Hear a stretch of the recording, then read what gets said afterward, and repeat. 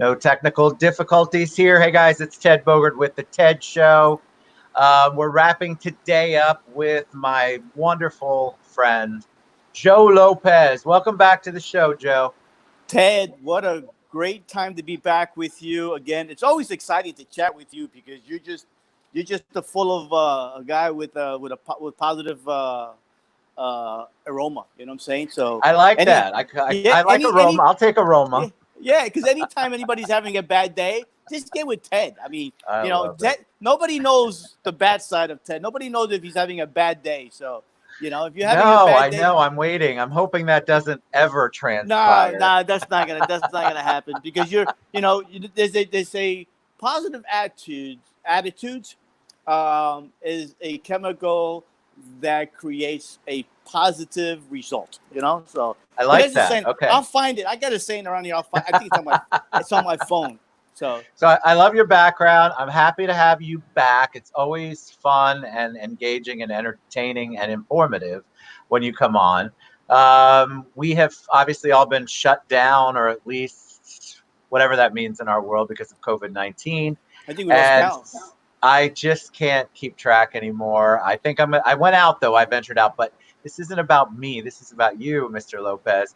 So introduce yourself. Tell them a little bit about you for those that might not know you, and then we can take a deep dive into the topic and the campaigns and the community and all of that stuff. Great. Okay. Well, my name is Joe Lopez. I'm just a simple guy from born and raised in the Bronx to Cuban immigrants.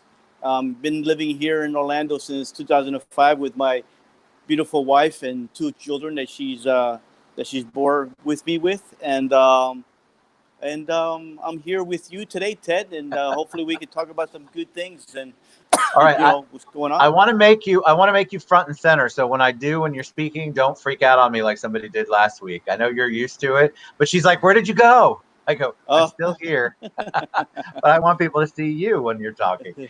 All right, so let's talk about. You mentioned you grew up in the Bronx. You've served our country. You served our community. Talk about your service and servant leadership for us. Okay, well, growing up in the Bronx, I'll talk about that. My parents are Cuban immigrants. They came to this country in 1961. Actually, I was what they say. I was made in Cuba, manufactured in Cuba, and I was assembled in the Bronx. So, yeah. So, what does that mean for those? That's Okay, good. painting a picture. My mother came to this country 7 months pregnant, so I was almost born in Cuba. So she came to this country July 1st of 1961 when Castro was closing the doors and he told everybody to leave. So my mom took the last seat out of Cuba because my father was already an American citizen. He's Cuban, but he went to school growing up in New York and went to Catholic military school. And my mother, came over and then was born and raised in the Bronx, St. Francis Hospital. They burned the hospital down after I was born. I wonder why. Maybe they didn't want another Just a Joe Lopez. coincidence. Yeah. They didn't want another Joe Lopez. Nah. Yeah. So anyway, St. Francis Hospital was the name of the hospital. My parents separated when I was 7 years old, so my mother was forced to work almost 3 jobs to support me and my sister, so she can go and work because we lived in the neighborhood infested with drugs, believe it or not. So growing up to be, my mom knew that it was important for me to stay busy because she didn't want me to be raised in the street, which I kind of was, but I was an altar boy, Boy Scout, Cub Scout, Naval Cadet. I was in karate. I did all kinds of good stuff, and then eventually went. Yeah, not enough. My mom says, "Yeah, all that money I had to spend for your uniforms and everything." She reminds me of. But my mom today, she's 80 years old, and she is alive, and she was 20 years old. Oh yeah, she's a fighter. So I moved to Miami in 2000. No, I moved to Miami in 1977. I moved to Las Vegas for 1 year. My mom got me and my sister out of the Bronx, out of the rough neighborhood, and we went to Las Vegas for 1 year, and then which was fun. It was exciting. And yeah. Circus is where I used to hang out a lot. So we didn't live too far from the Strip, of course. Love it. And I went to junior high school out there. Then I went to 3 junior high schools and 2 high schools. Wow. So if you want to learn how to make friends, just ask Fast. me. Yeah, you ain't kidding. Because, when you're the new kid in the school, everybody looks at you really weird, and kind of treats you as an outsider. So you had to make friends fast if you wanted to survive. Went to Miami, 77, graduated from high school there. And I went to high school with Gwen Graham. You know who Gwen Graham is? I don't, but you're going to tell me. Gwen Graham ran for governor. Ah. Yeah, Bob Graham's daughter. Mm-hmm. Yeah, because I went to I went to Hialeah Miami Lake School. I went to school with Don Shula's daughters. Went to high school with Gwen Graham. She didn't graduate from there because her father became governor and he went up to Tallahassee.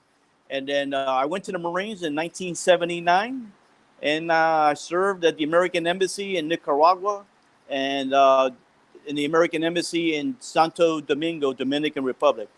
2 great countries. So, why the Marines? I don't think I've ever asked you that. Why the Marines? No, you didn't. I always knew as a young boy, I wanted to go into the military. I watched Vietnam on TV. You used to see it on the news a lot, and I was a junior naval cadet. So I knew I was going to go into the military, but I was first going to go into the Navy, and but then I changed to the Marines because I wanted to go and be the most challenging service, which was the Marines, and their uniforms are awesome. Look how beautiful their uniform is. So when they ask you in boot camp, they ask you to write it down. Because why the Marine Corps? And I said I want to be the toughest branch, and I love the uniforms. So I mean, I don't think the pants I never thought the pants and the jacket ever matched, but But it looks nice. I do love that behind you, though. It looks good. Thank you. That was made by an active duty Marine who saw my other shadow box that I have that has my original uniform. So doing many of these shows, talk shows, an active duty Marine, I hope he's watching when he sees it. His name is Mark. He's an active duty Marine. He used to be enlisted. Now he's an officer. He's stationed out in Arizona. And he just sent me an email. He wanted to do one for me. And I thought it was awesome.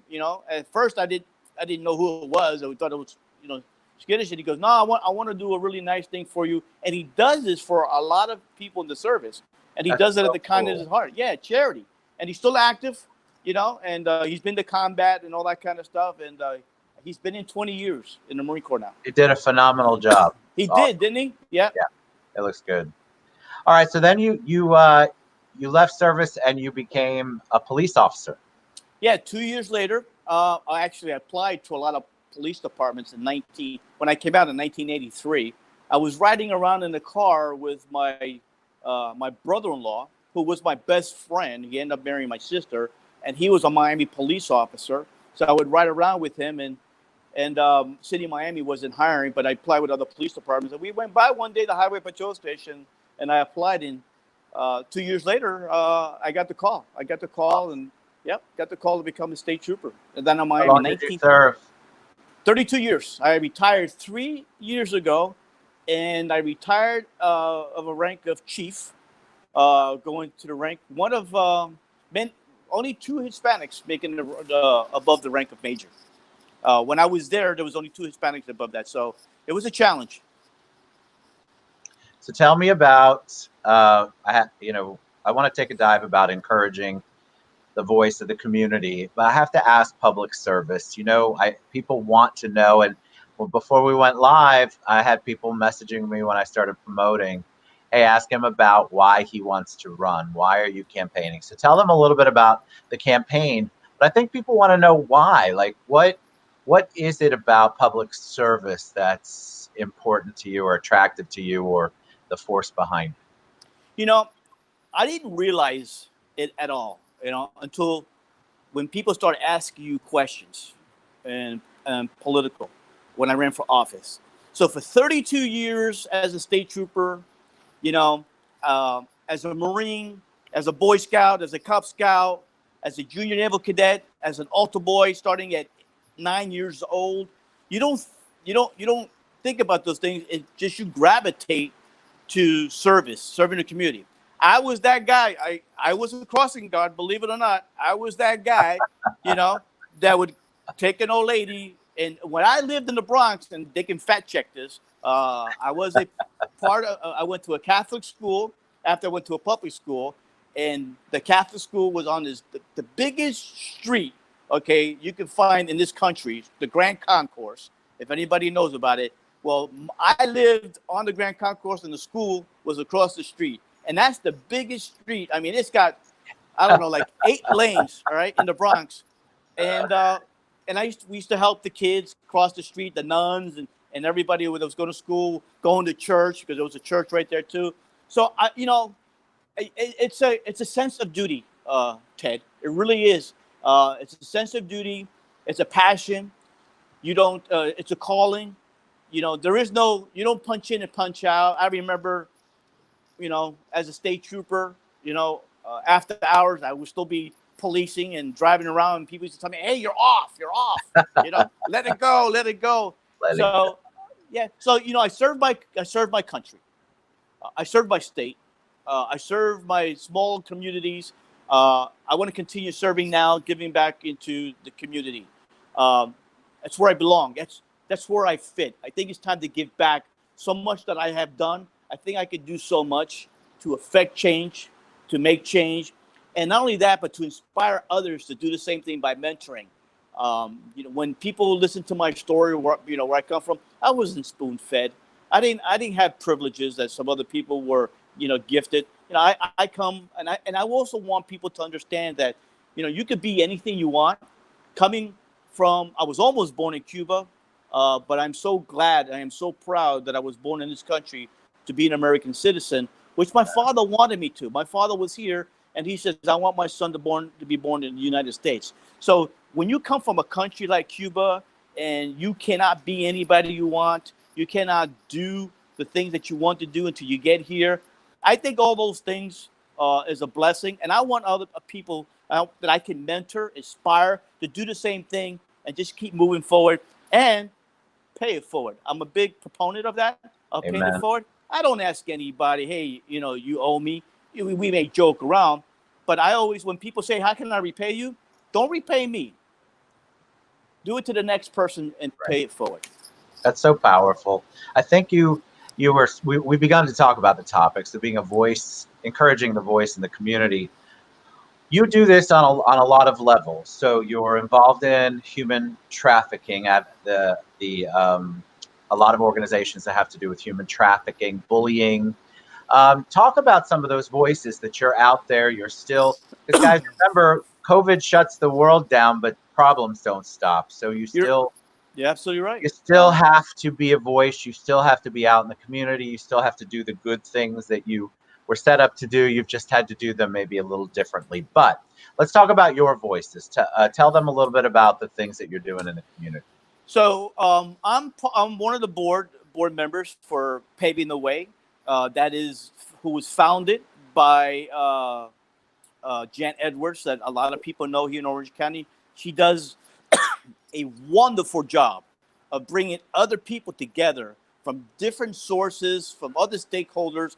And what Paving the Way does is in the education process, educating people in schools, students, mainly students and everything, to disrupt the cycle of human trafficking, because there are so many levels of what's going to take to disrupt it, and that's one angle. Then you have Tomas Lares, that most people know from United Abolitionists. They used to be FA Florida abolitionists, and they help when the women are rescued. He helps find places for them, because here in Orange County, and I just wanted to get my little my testy tart here.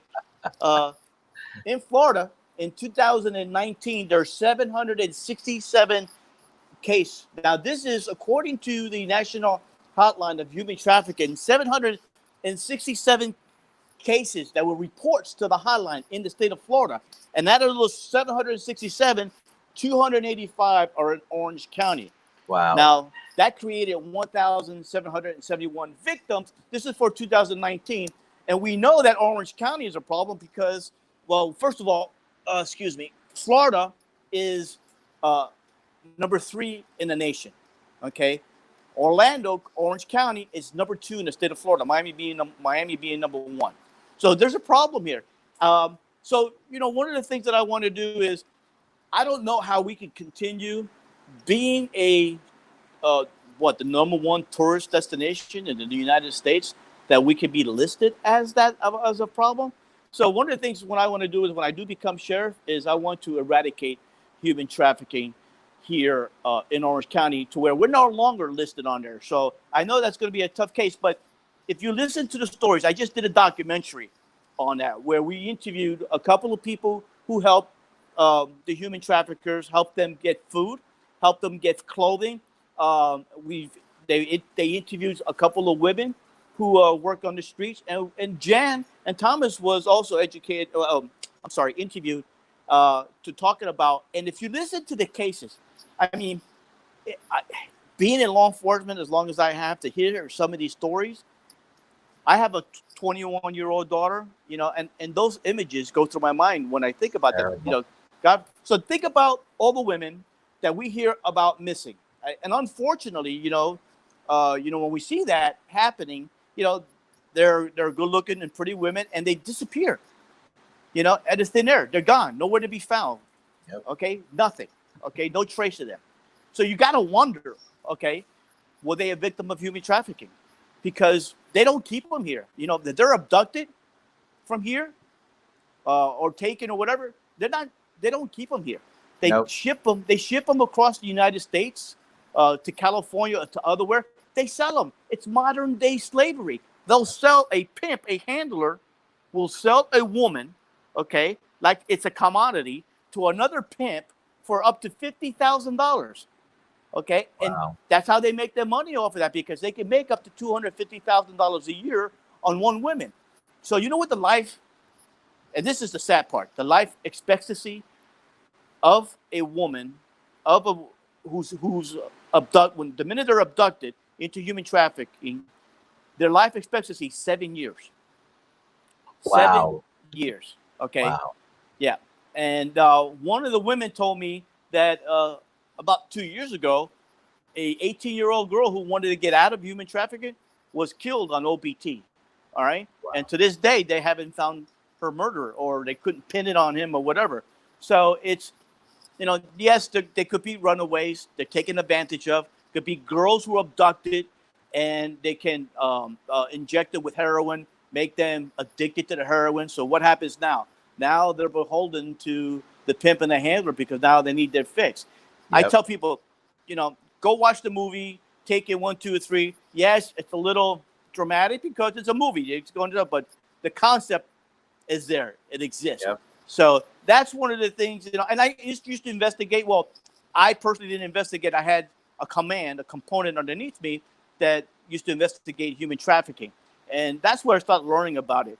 But for only recently, I just feel like it's been around a while, but I'd say in the last 5+ years, maybe, I'm involved with the Lifeboat Project. And of course, I know Jan and love Jan and Tomas. It just has become so forefront, which is excellent. We needed it to become forefront because people didn't believe it was actually happening. And I just remember sitting in some of those discussions, and they're like, that just happens in the movies, Ted. And it just was frightening. Did you see the documentary yet? Have you seen the documentary that I did? I have not. Okay, when you see it, I guarantee you, okay, you're going to say, wow. Okay, because when I was interviewing these girls, they said something. I don't want to be a spoiler. They mentioned something, and you can see my face. I was like, okay, I wasn't prepared for that response, but it threw me off. All right, so talk about talk about campaign life a little bit. Tell them what you're running for, and let's deep dive. Let's talk about sheriff. So, of course, COVID-19 has put a little damper on things because when you talk about what's life in campaign, well, one of the things about campaigning is, they say there's two things that you got to do when you become a candidate for campaigning. You got to get the votes and you got to get money. Well, I hate asking people for any money. Okay, but I love talking to people. Okay, that ain't no big deal to me. I remember I've been to 2 high schools and 3 junior high schools, Right. so that's no big deal. On knocking on doors, you never know what you're gonna get when you knock on somebody's door. Whether they got something nasty to say, or it's so nice. But I gotta admit, most of these door knocking has been very positive. So that's been very uplifting. So it's a lot of talking to people. Of course, we can't shake hands too much, so we got to do the bump and where who knows how long that's going to go for. That's the new that's old now. It's going to be this now. So yeah, it's definitely going to be that. yeah. So being out there is fun. It's sometimes it could be long hours if depending how active you want to be, and I'm active.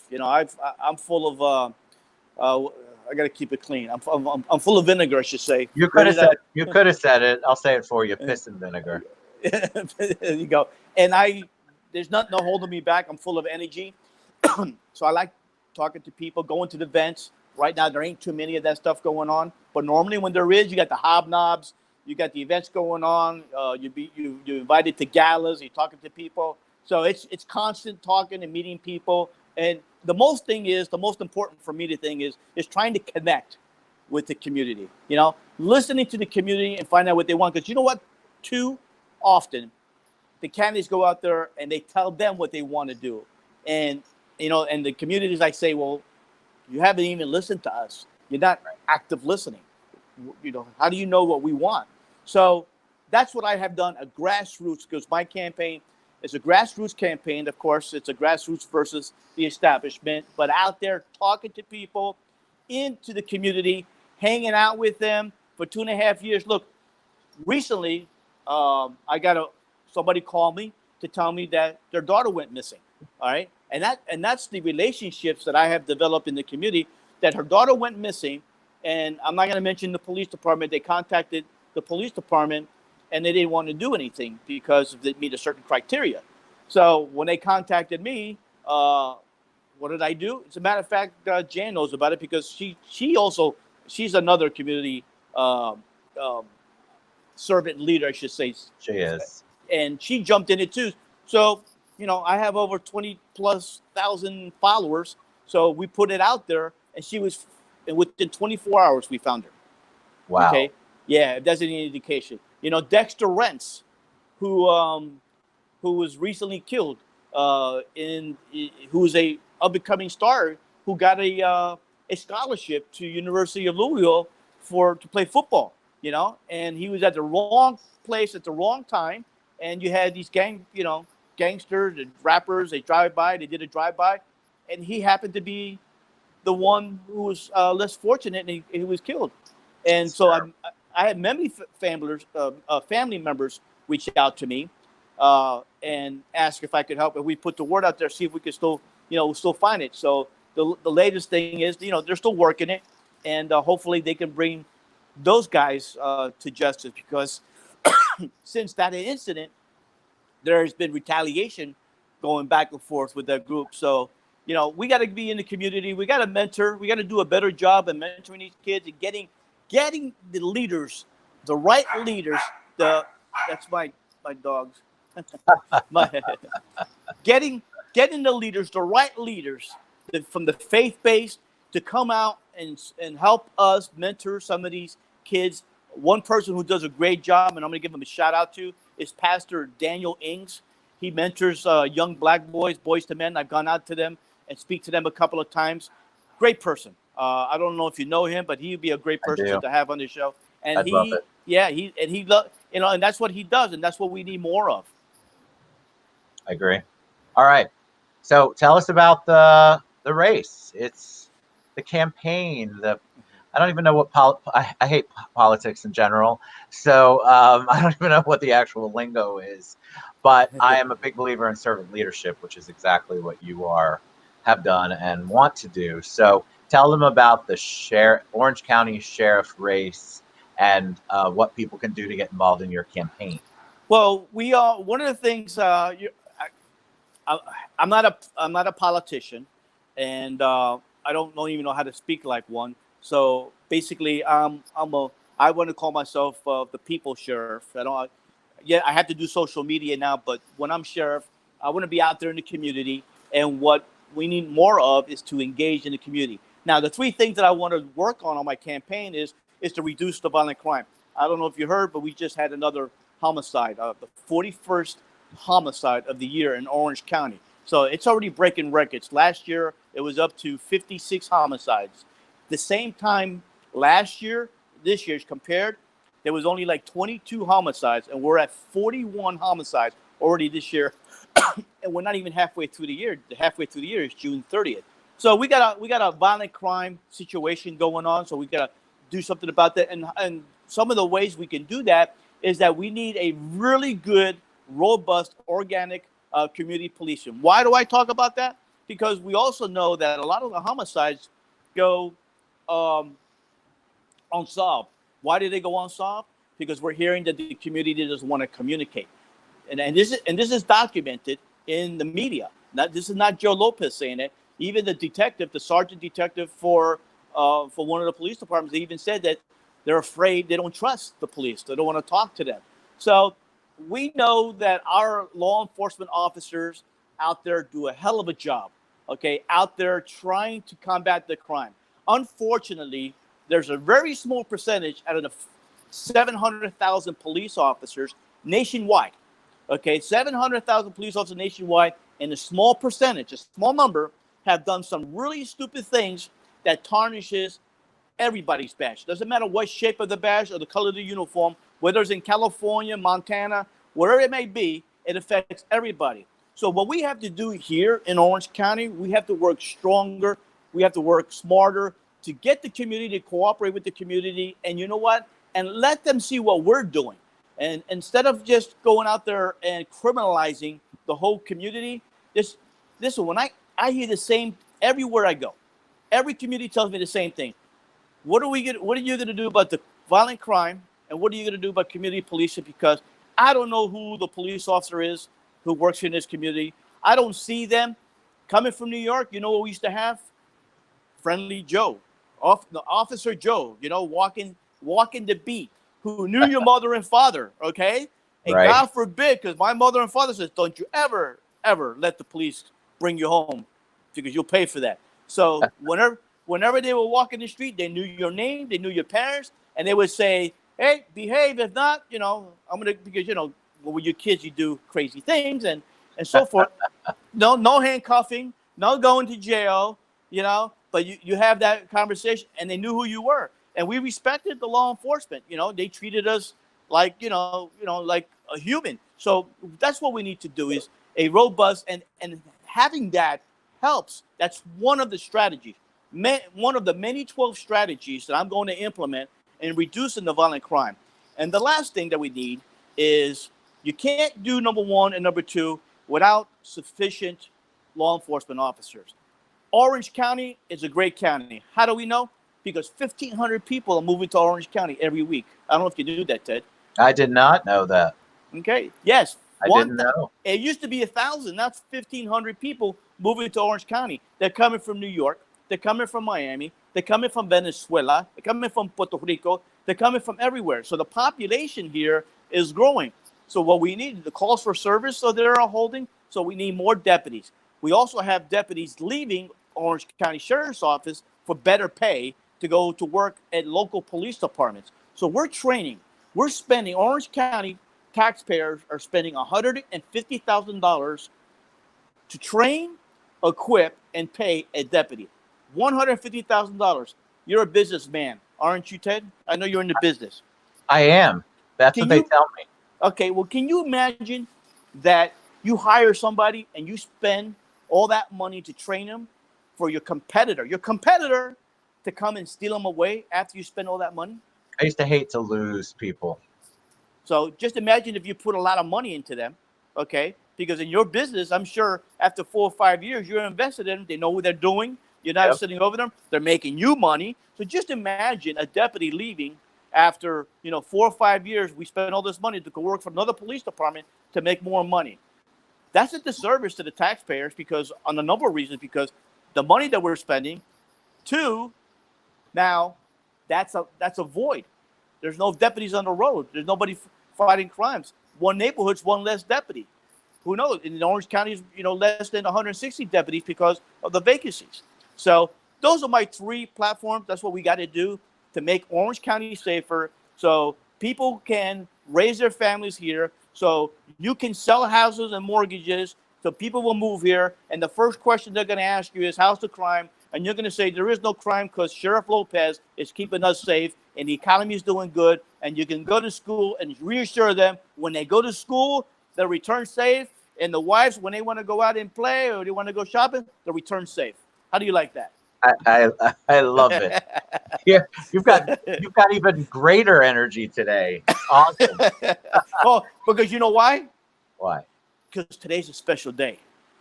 It is. It's a very special day. Today's my wife's birthday. Oh, happy birthday! I haven't looked at my birthdays today. Yeah, I wonder if she can. Today's your birthday too? No, I hadn't looked at the birthdays. That's usually how I know people's birthdays. Yeah, today's her birthday, and wish her a happy birthday. I will. I want. Let me see if she's out there. She's very shy. She don't like the spotlight, stuff like that. So, well, happy birthday to her. All right, tell people how they can get involved in what you're doing. So, first of all, my wife made this for me. Oh, are you still there? I'm still here. Okay.